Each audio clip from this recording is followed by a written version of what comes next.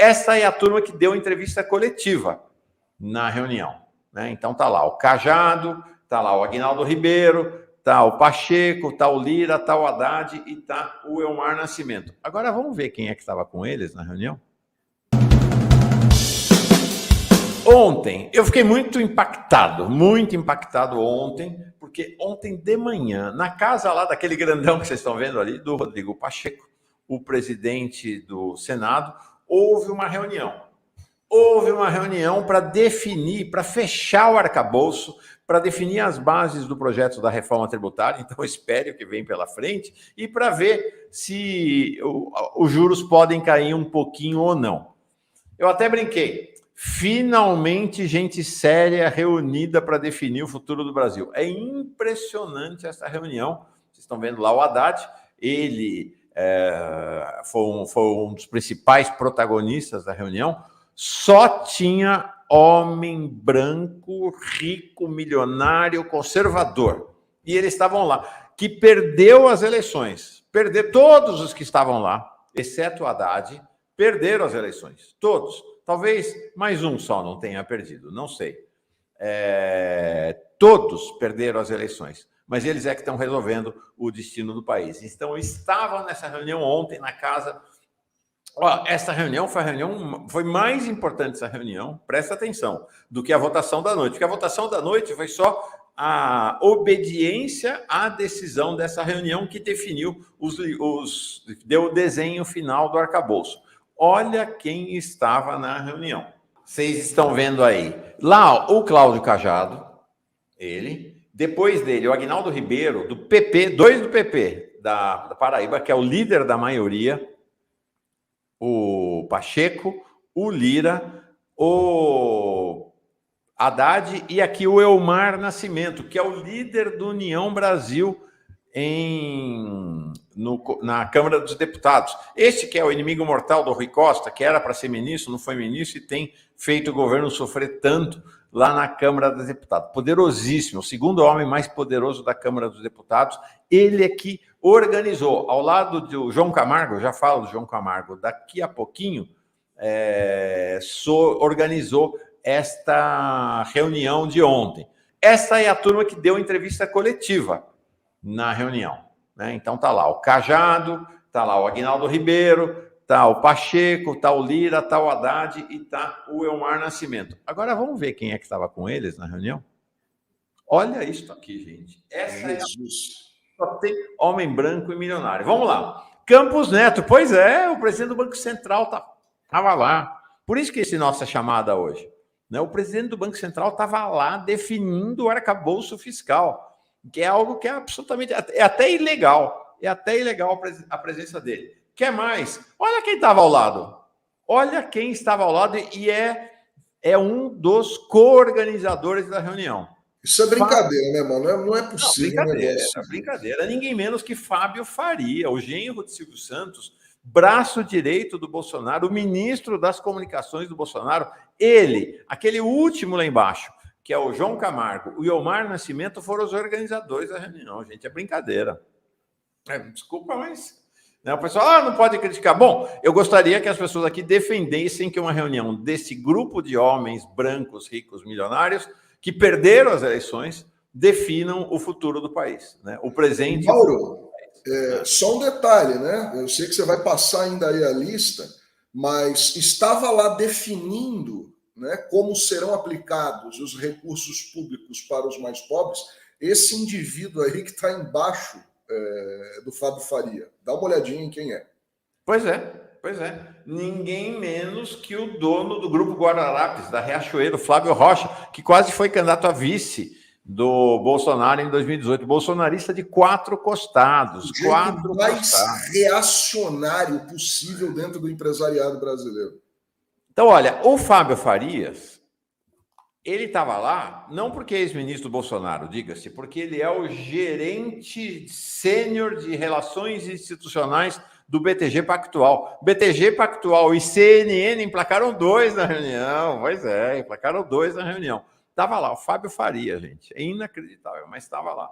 Ao lado dele, vocês estão vendo aí o patrão dele, Por sinal, o Fábio Faria, que até é ilegal a presença dele no BTG, não cumpriu quarentena nenhuma e já foi lá para o BTG Pactual. Ao lado dele, vocês estão vendo o André Esteves, considerado um dos homens mais poderosos do Brasil e dono do BTG, atualmente presidente do Conselho de Administração do BTG. Não podia faltar, é claro, a Febraban. Está aí, ao lado do André Esteves, o Isaac Sidney, presidente da Febraban.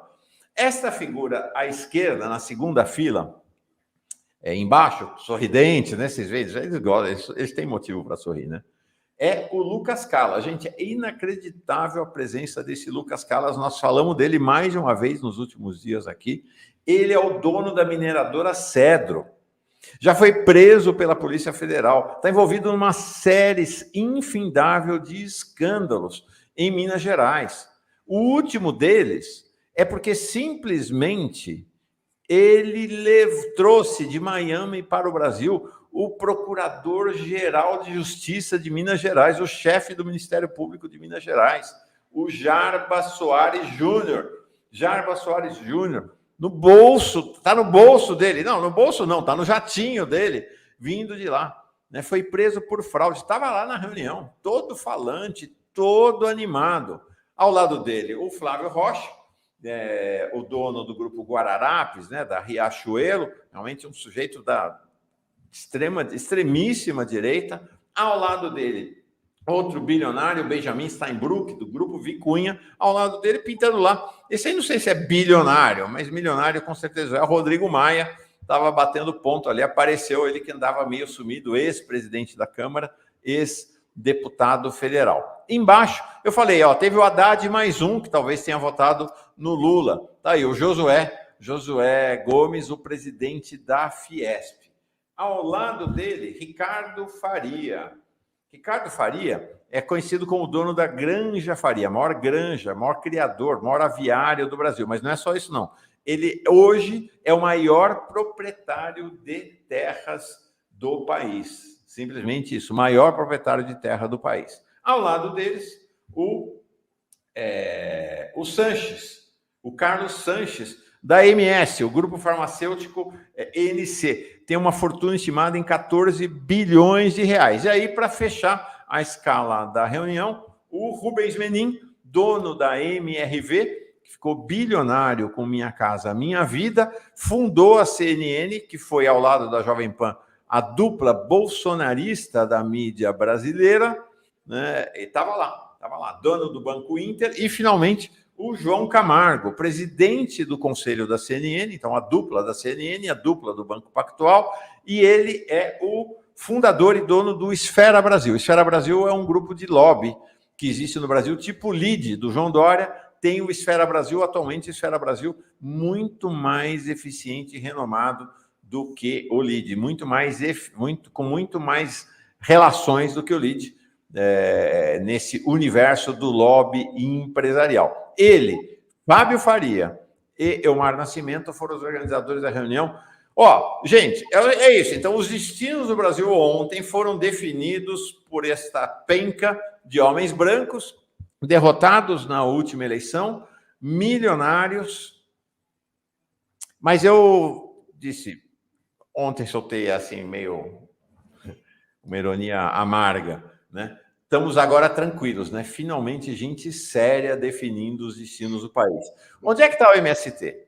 Onde estão as mulheres? Não tem uma mulher. Onde estão os negros? Não tem uma pessoa negra. Mas tinha. Gente, fiquem tranquilos. Eu soube que estavam lá mulheres e pessoas negras. Eram as cozinheiras, as faxineiras, as copeiras, os jardineiros, os garçons, os motoristas e os seguranças. Estava lá, o povo brasileiro estava representado na reunião, Henrique. Mauro, uma vergonha os destinos de uma nação com a dimensão do Brasil e que acabou de sair de uma eleição presidencial que deu vitória ao candidato que representa o campo popular, né, a centro-esquerda.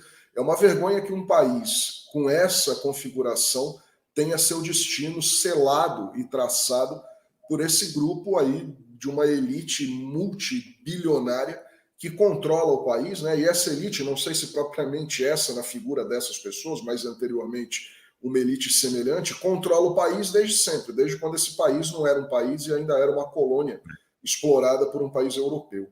E vergonhoso e inacreditável que o governo também se dispõe a conversar com algumas figuras que tem ali. Tem gente, por exemplo, essa proximidade com o Fábio Faria e com o Flávio Rocha, para mim soa como vergonhosa. A gente está falando de pessoas que tentaram diretamente patrocinar uma ideia golpista. Eu acho que todo mundo lembra aqui, né, daquela coletiva do Fábio Faria com o seu xará Fábio Weingarten na porta do Palácio do Planalto, inventando aquela história de que o Bolsonaro tinha sido roubado na eleição porque as inserções de rádio no interior do Brasil não tinham sido veiculadas e que, portanto, ele tinha uma denúncia. O cara estava lá tentando dar golpe, tentando patrocinar golpe com guerra de informação, com mentira descarada, e agora senta a bunda na cadeira lá para resolver com o governo atual, eleito há pouco tempo, quais são aí os rumos do país.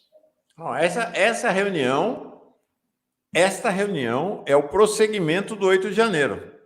Aquilo que a gente viu no 8 de janeiro lá com o estardalhaço é representado de certa maneira por essa reunião. É a tomada do poder, a retomada do poder, é a elite branca, as classes dominantes brancas, a macharada branca, rica, milionária desse país, dizendo: o poder é nosso, vocês não encham o nosso saco.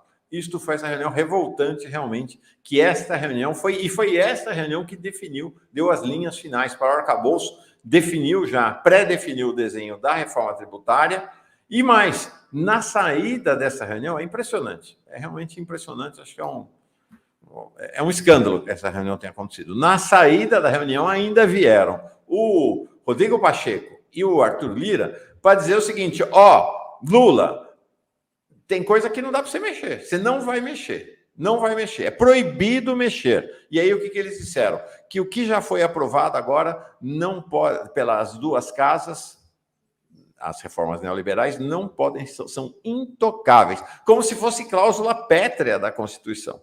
Gente, existem as cláusulas pétreas. Essa não pode se mexer. O resto pode mexer. Uma legislatura muda, um governo entra. O governo Bolsonaro mudou do avesso. Né, destruiu a institucionalidade do país, mas eles estabeleceram que a privatização da Eletrobras, o marco do saneamento e a autonomia do Banco Central passam a ser cláusula pétrea da Constituição e o governo Lula não pode se ousar mexer com elas. Impressionante esta tomada do poder ontem por este grupo de milionários brancos na casa do presidente do Senado. Impressionante. Vergonhoso, né, irmão? Vergonhoso. Não há o que dizer, os caras agora estão querendo dizer até o que pode e o que não pode discutir o governo que foi eleito. Quer dizer, você não pode discutir, né, o marco do saneamento, você não pode questionar a autonomia do Banco Central. Mas como assim, gente? Como não pode? Eu tenho horas, Mauro, eu sou um cara chato às vezes. Eu fico me perguntando para que o Lula foi eleito. Né? Porque, na verdade, assim, ele está proibido de absolutamente tudo pelo Congresso Nacional.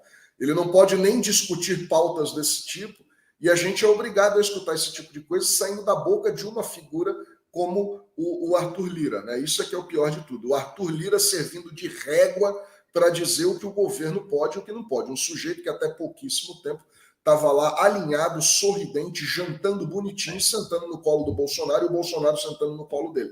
Esse cara é a régua moral que quer impor ao Lula a forma como ele deve governar. E o pior é que ele está conseguindo.